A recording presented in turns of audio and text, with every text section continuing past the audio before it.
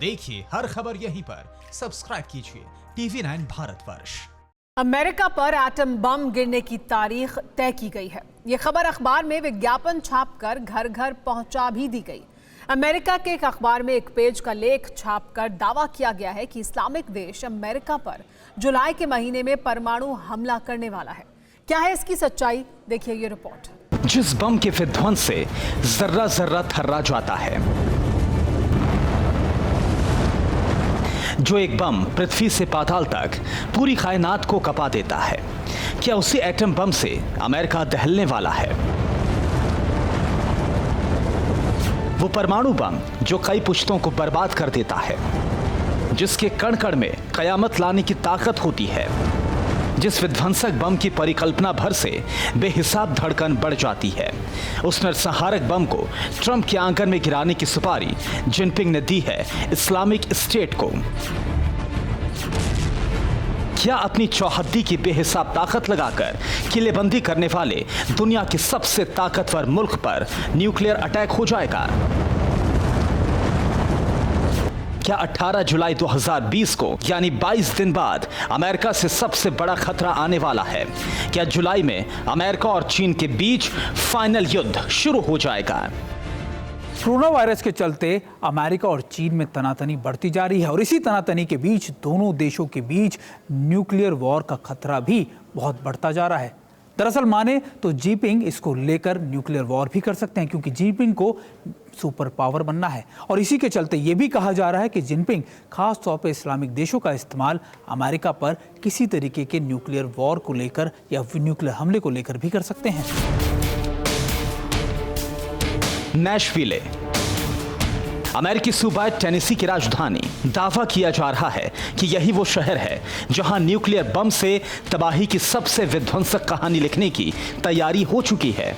इसी शहर पर परमाणु बम का प्रहार होने वाला है। इस सूबे से सबसे बड़े अखबार में 21वीं सदी के सबसे बड़े परमाणु प्रहार की आशंका जताई गई है।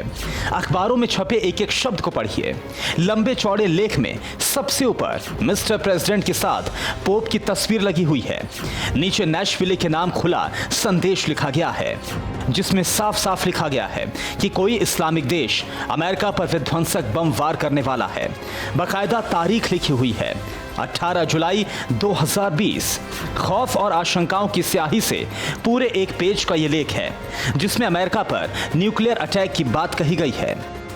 अमेरिका को परमाणु हमले का डर इसलिए भी लग रहा है क्योंकि वो चीन की फितरत को जानता है।